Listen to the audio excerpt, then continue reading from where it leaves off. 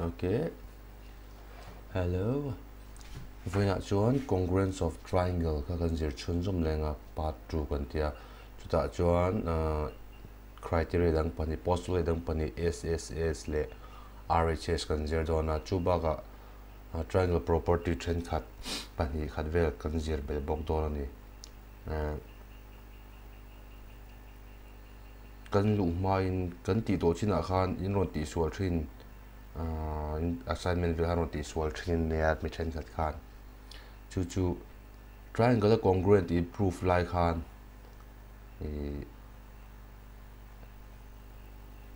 in ti sual fo chu pat ni lek in ron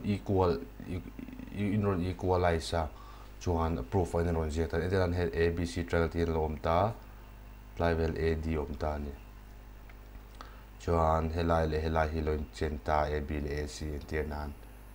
helai angle hi tian bok ta ni he te khen ron ti sual thik ka ulu do longai tharo edan ab equal to ac tia chuan angle BAD equal to angle CAD dileta tian ron du tok ta mai ni a then ka chuan mo therefore on the triangle ABD congruent to triangle ACD non tia kha diklo oh this he thil hi process method hi diklo ni a chan chu pathum kha ni nge pathum side patni le angle pakhat emo angle patni le side pakhat emo side pathum emo khatian khan ni ngai pahni chaw tang hi chuanin he thil hi approved theilo ni e process hi ala zolowa pakhat tal kha om le ngai 3 parts ka ni ngai 3 parts kan ti hian parts kan ti khan engti nai kan chuan parts hian a meaning chu sides emo angles emo soina ni om je chu side le angle bel khom kha pathum an ni ngai ten side le angle kan bel ta pahni a om ve ta ma se pahni chol ni pathum na kha ngai chuan a then kha ro ti suale thin angle khamo in thre to chu angle ji dan kha a ming pum kha ro ji ram tu ro ni angle then kha a ming pum ji angai lo angle a angle b ti thop the kha ove thowa chu ti ro angle then kha chu a ming pum ji ngai antina me lo soile te la he ti hian problem khom le ta ni A, B, C, D lo ta O. He ta angle A to angle A ti me thei angle A ti khana je the angle B po angle B ti la a boy lo angle C le angle D po a chan chu angle A chu hilai ba ki om lo angle B po hilai ba om lo C le D po ma se angle O chu angle O ti ve thei mi lo di angle O chu tam lu tu he angle O nia he po angle O nia he po angle O nia he lai po angle O ming pum kha soi ngai he lai hi kan soi don chuan angle AOB kan ti nge ngai chuan a chunglam pang helai soi don chuan angle COD ti leng helai soi don chuan angle AOC MOCOA chuan helai chu angle DOB lo ni le ta me kha chin chia ni tur mi thin khat kha ni angle O equal to angle O in ter ngo ta kha om jiom lo angle O chu tam lu tu pali lai om khoi lai angle ber ka ngai soi kan tha the lo ni chiang taka zialan thin tu angle kha pakhat cho omanga kha chona poilo ta he angle A chu helai ba khi om lo kha te chon angle A ti ji kha poilo ma se angle O ang si kha chu ka ti khana zia ve thelo ni okay tian to sia gan recap chu du tok tai la now SSS alu tang o SSS chu side ti na ni me a he triangle sa hian enula ABC le helai lem hi kan enanga ABC le PQR hian hey AC le PR in chena AB le PQ in chen boka CB le RQ in chen bok khatiang ani aside pathum kha ani ten thrap ani chuan helai side pathum le helai side pathum a corresponding parts kan by chen thrap ani chuan he mi the congruent ta ni automatically an angle khaloi tier ve nga lang helai angle le he ti ta tro helai A le P in ti ta nga chuan C le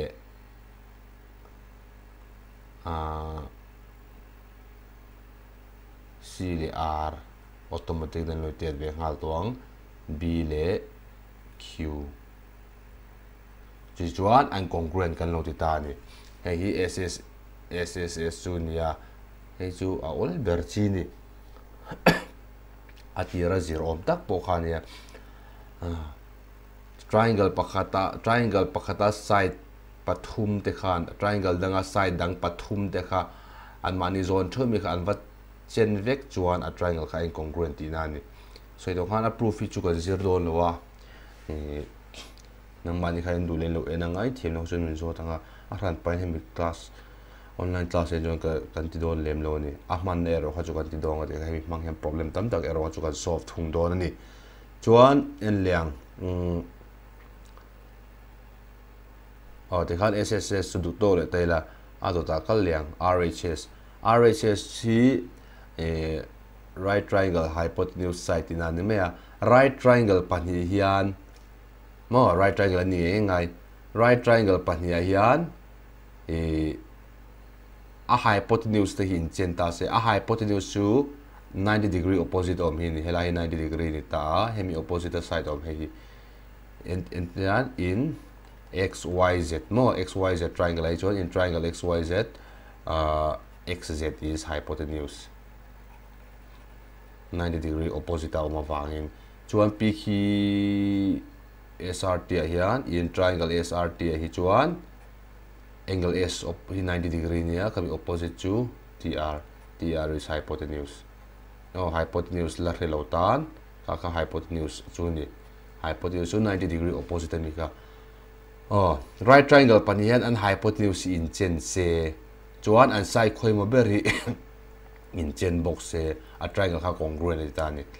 ta hian XZ le RT kha in chen an hypotenuse kha in chen ta ve ve a chuan side dang pakhat YZ le ST kha in chen bok ani chuan hemi te pani hi an loi congruent thei ta ni SSA om lo te kan soi ang deuh kha lo ni hi SSA ang khamo he side angle asan chu side le side angle khawm to mi lo amaro chu RHS in sa right triangle ni ngai right triangle lo se chon he thili dik thei chuang lo ba chuan SSA kha chu om chuang lo ni SSA kha ang deuh kha lang tak na ma 90 degree chu ani wangin SSA min kha chu apu thei chuang lo ni ti khan he tiang ni to chu triangle kha lo congruent do na chuan kan soi ve ta lo ho pu kho automatic khan ai tia le nga lo kan soi lan ve lo chu nge he hi automatic in lo tia tang chuan angle R le angle X kha lo tia tanga angle Z le angle T bo kha lo tia to hal do ni kha RHS su ni le ti khan pathu pali kan zeta SAS kan zira AAS kan zira RHS kan zira SSS kan zira bok thil pakhat omang ve de om si lo chu hi ni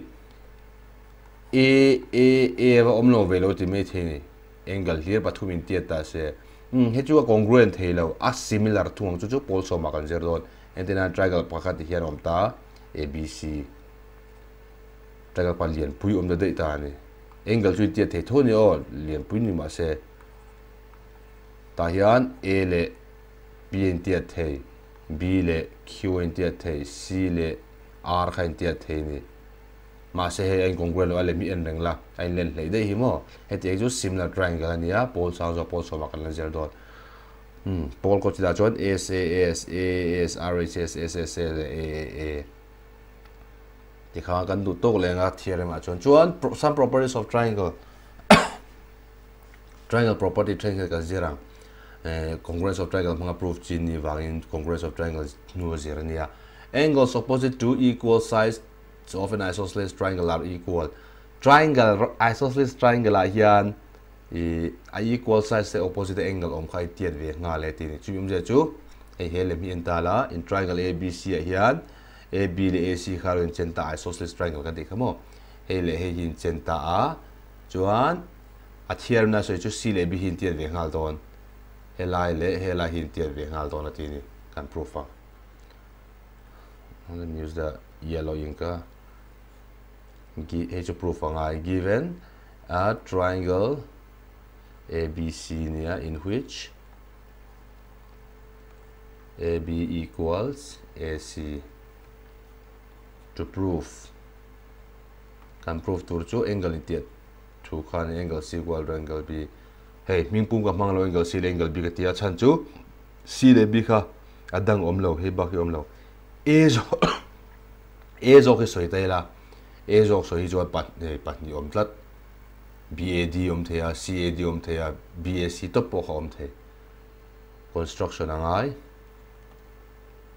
draw kan jiak sa to kan ni hi jona le ma hian draw AD bisecting angle BAC oh BAC kan bisect chu mi om jia chu BAC ka pahnia kan trend dar ni tia che chen bisect di hi trendar tina aningot lowa alai daga trendar pahni intia che phel tina ni AD hian BAC helai pum puilian pui kha a phel ta pahni chu BAD helai le helai hian a phel ta chong khami de khan intia thingal bokani bisecting BAC that is so ngal long bisect omjia kha angle BAD equals angle CAD. Now the proof. The congruent meter. A triangle pati hi ABD le ADC hi. In triangle ABD and ADC mo. Ang chen AB le AC kha. Eta hi. Ang chen tu kan soi to. Given. Chuan AD kha. A common tero AD ka omveve a common kan tianga tuan to ber angle ki BAD tu na construction hi BAD equals CAD eng wangen tia kan ti chon hei chu construction wanga ne given ni lo atia di kan zia kan ni ti khan therefore triangle ABD congruent to triangle ACD by side angle side ni mo SAS kan zir to no therefore ni kan du ber kha angle B le angle C angle B equal to angle C hey helai le helai khai congruent to chuan hey le hen chena BD le DC po khan chen ngal angle po kha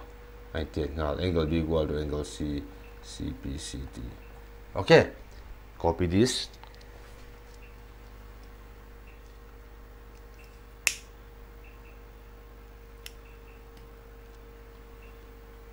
chuan alet ling zong poe dikve ngala ni the converse is also true a converse a chuan ti hian a soi ve thung ta ni I finish na ke no copy me don in rewind lenga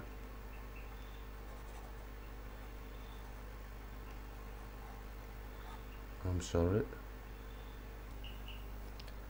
now a converse a chuan heti hian a soi ve thung ta ni angle hi intia ta se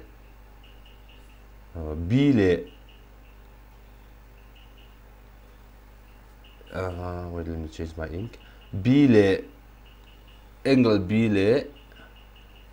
angle C hi intia thung ta se mo AB le AC kha in chen ve do na ti ni so let me write hai chu tool to lo ta the converse is this if angle C equals angle B then AB equal to AC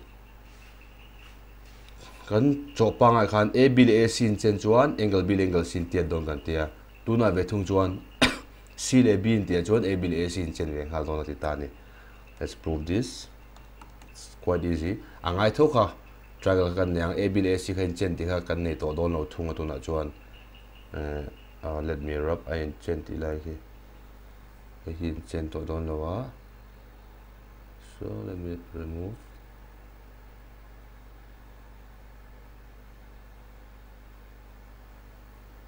wait I cannot chuan te kan tiang a triangle ABC given to if helai hi given ni in which angle C equals angle B to prove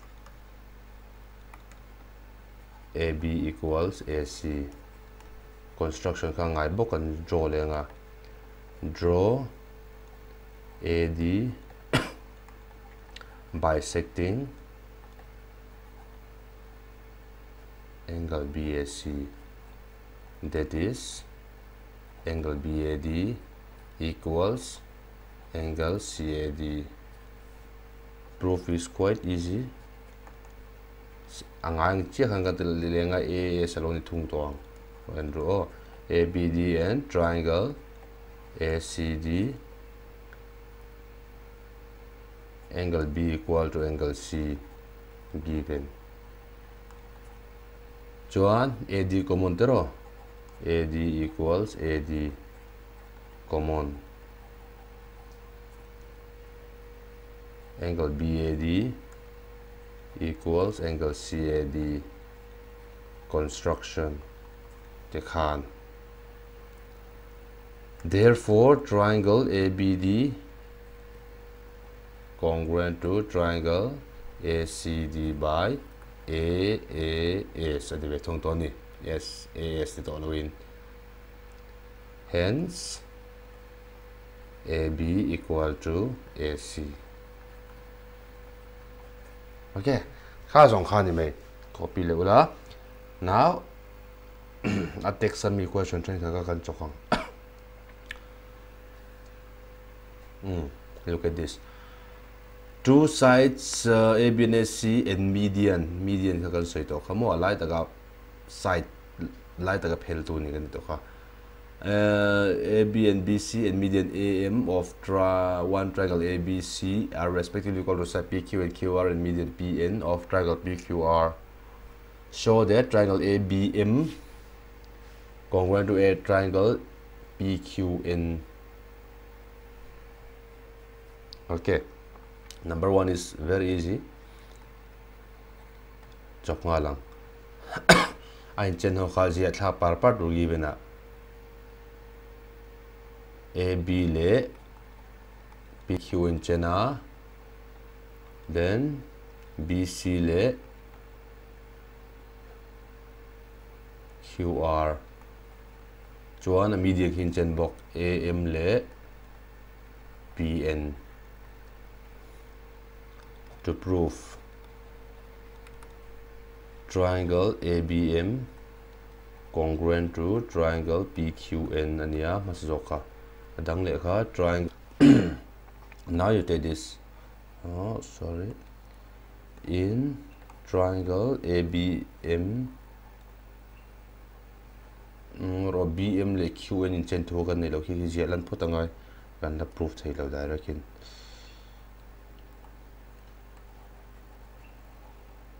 Do like this.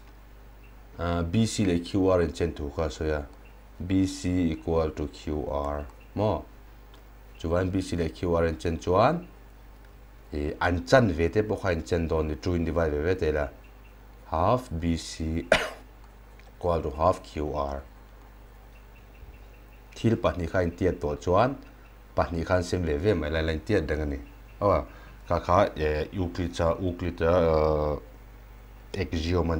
halves of equals are equals. Tilin tiat chu chame point tiat. Engi half BC kala na chan ke chuan. Hey M hi AM kha median ania. AM median ni chuan M kha BC midpoint ina ni. BM le MC in chen tina. M o BM chu BC chan ve. Hey om je so le lok nge. M hi midpoint ina nia. AM median ni chuan. Chumina ayan tier chu atatran lo chuak chu BM le MC in chen ngal tina chumina la entier le chu BM MO MC MO khan pani ni khan BC chan ven ni. Okay, so dem le lama poni ve tho QN kha QR chan ven ve ngal. So half BC tia hian BM ka dang, half QR ti aya QN. All right. Now,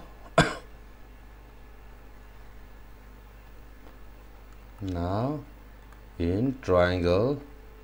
ABM and triangle PQN thì cái gì là thằng BM le QN and chen hết ta can proof cho proof thì chế thôi thì hiện cho AB le PQN chen box given throw hết thì then AB nghe median in chen to AM le PN in chen to one box AM le PN in chen box given throw. Therefore, triangle ABM congruent to triangle PQN by a side vector angle SSS. Therefore, angle B le angle Q hin tiatani.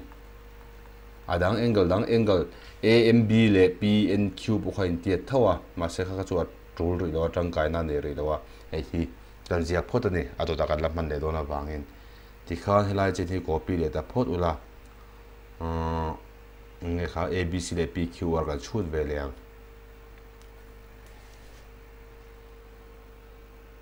so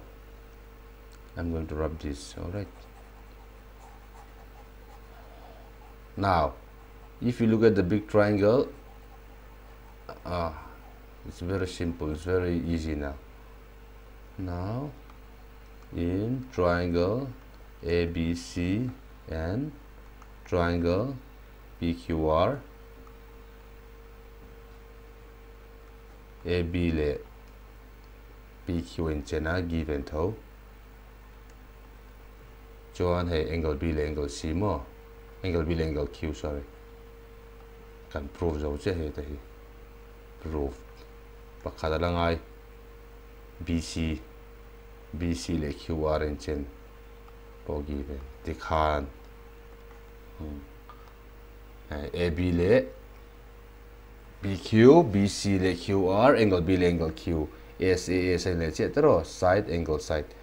Therefore triangle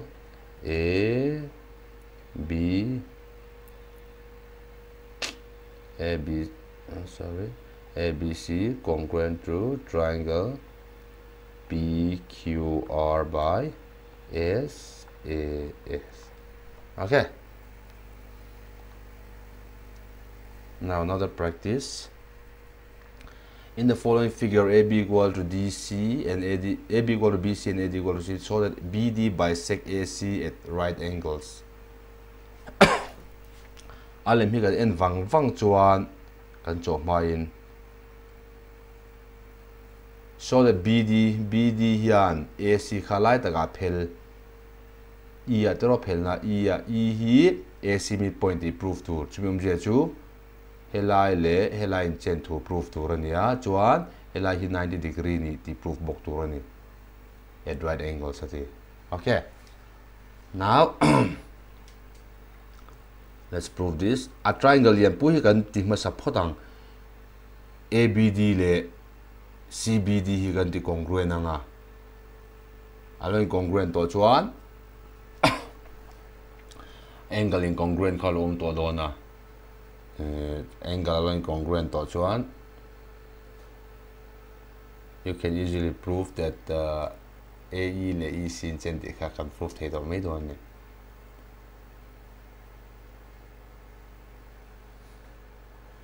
given AB alima zia hi chuan mo I thu kha zia ve ngai lo given hen en chen ho kha zia top mai tur nakina next chapter lama alemin pelem lo thu chi hlir om kharon om dona ku ti huna chuan thu zia ve deu ngai to prove kan sai to kan prove tur chu ein chen thu A le EC in chen thu kha nia chuan 90 degree ti ka prove bok to tro angle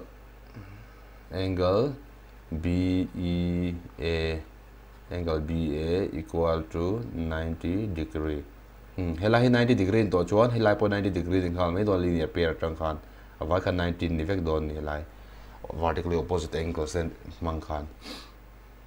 proof Now look at the big triangle. ABD le CBD ka.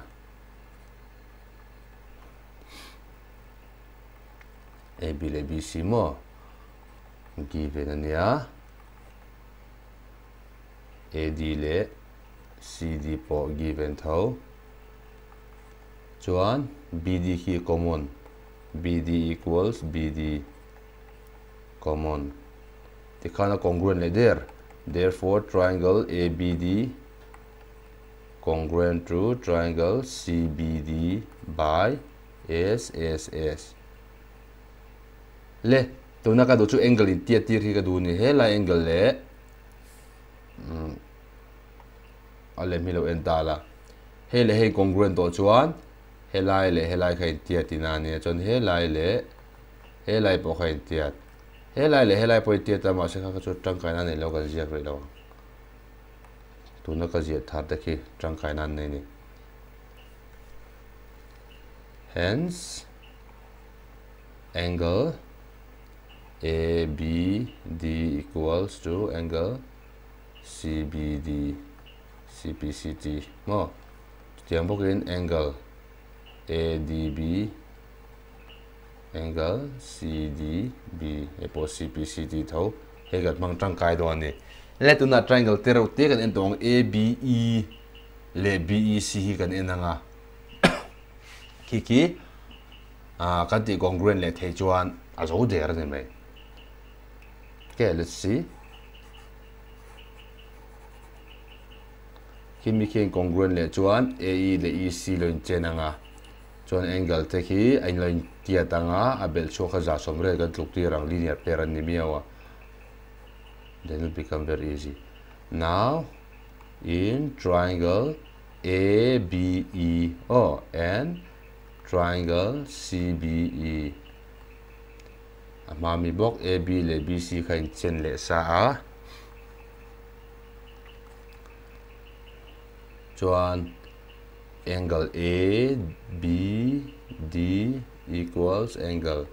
CBE. ABD dolowin ami gan thlakang ABE thleng chok an zia kang ai nang reng thawa enga tinge de heda kan proof to ai helai mi mo ABD ding kan zia ka ABD le ABE kha ai nang reng helai choina ba ki ni la chuan BE common tero kha BE equal to BE common. Therefore triangle ABE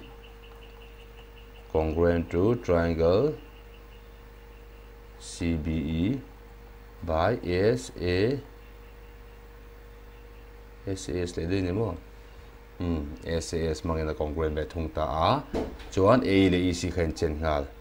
Therefore AE equals CE CP CT. Let me rub this.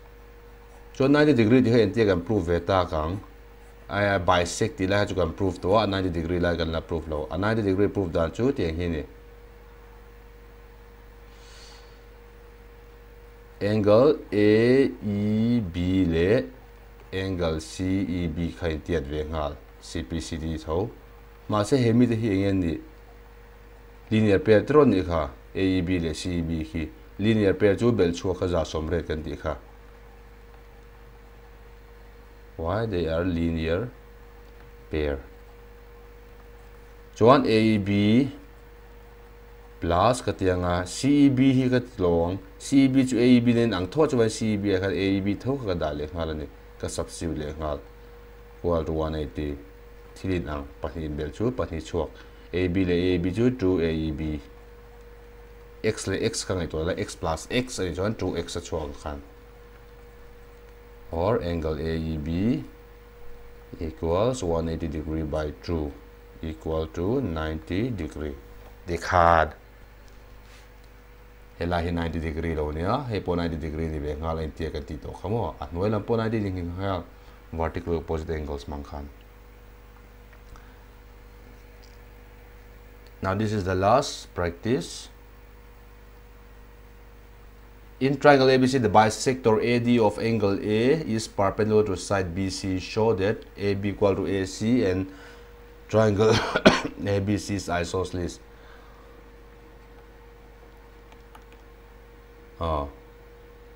AD perpendicular BC ka given ania chu chuan he 90 degree ti da entier chuan AD ka bisector ti bok tro angle A bisect chu wangin angle BAD le angle CAD kha tluk ngal i proof tur chu nge ABC isosceles ti ni side pathin chen tur ti isosceles su side pathin chen chena khania triangle ABC is isosceles at question an hian jek potang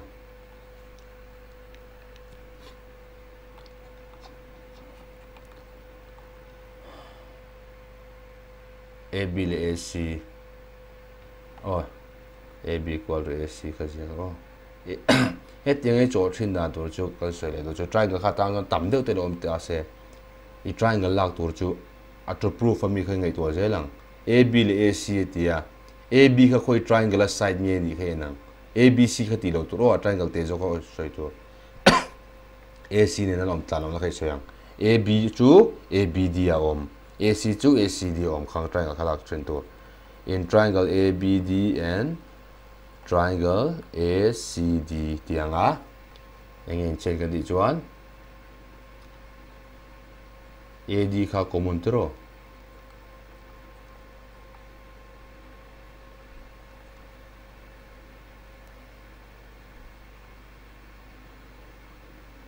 then engin dang le